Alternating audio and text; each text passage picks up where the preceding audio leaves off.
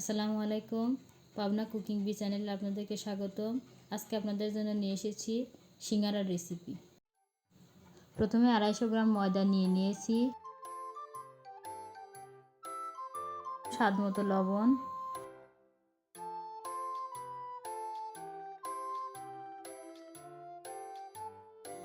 এবার দিয়ে দিচ্ছি কুসুম গরম ডালডা।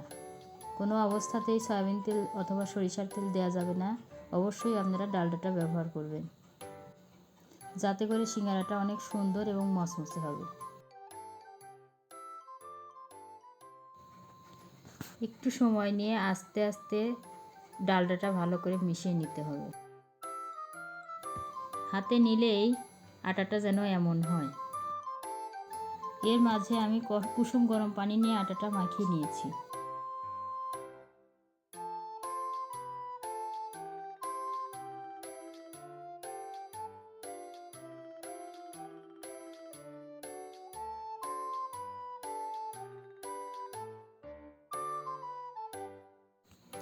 আটা মাখানোর পর এমন অবস্থা হলে 1 ঘন্টার জন্য ঢাকনা দিয়ে ঢেকে রেখে দিতে হবে। এরপর ভালো করে ধুয়ে নেওয়া আলুগুলো ছিলে নিতে হবে।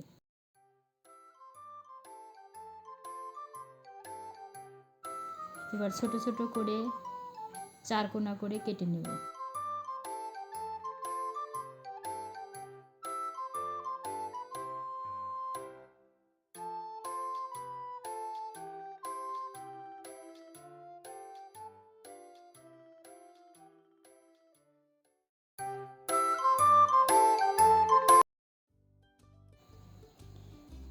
এবার দিয়ে দিচ্ছি আদা,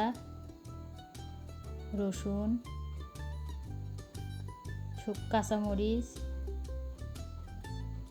এবং পেঁয়াজ।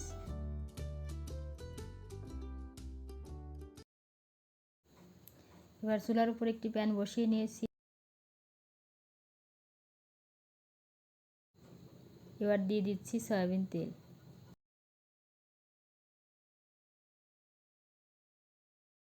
এবার ব্লেন্ড করে রাখা সবগুলো উপকরণ একসাথে দিয়ে দিচ্ছি।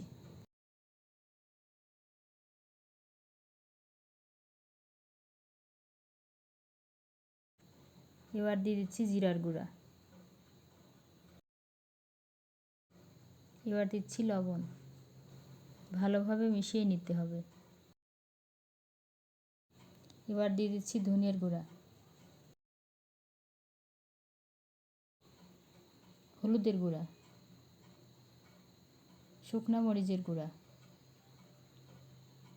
এবার ভালোভাবে মিশিয়ে নিই।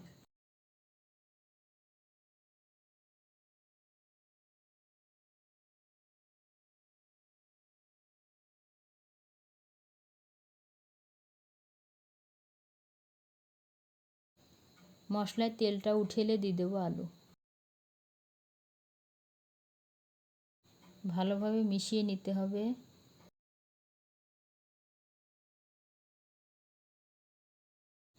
এ আলুতে পানি দেওয়া যাবে না,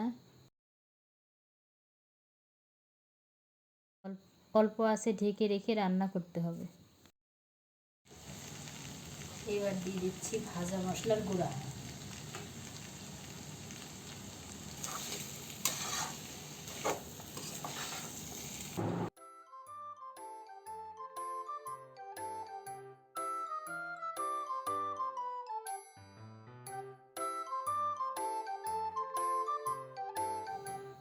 আটাটা এরকম শেপে বেলে নিতে হবে।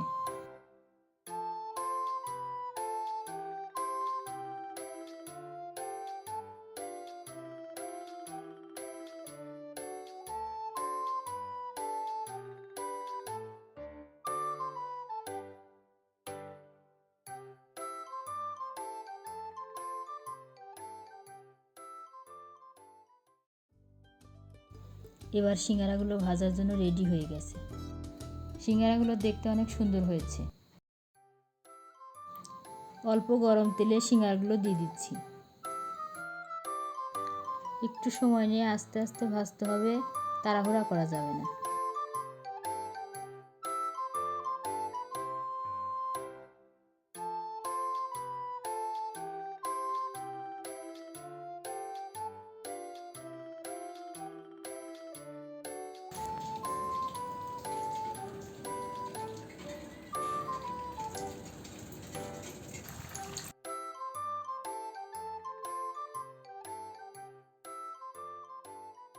ভাজার এই অবস্থা হয়ে এলে নামিয়ে নেব।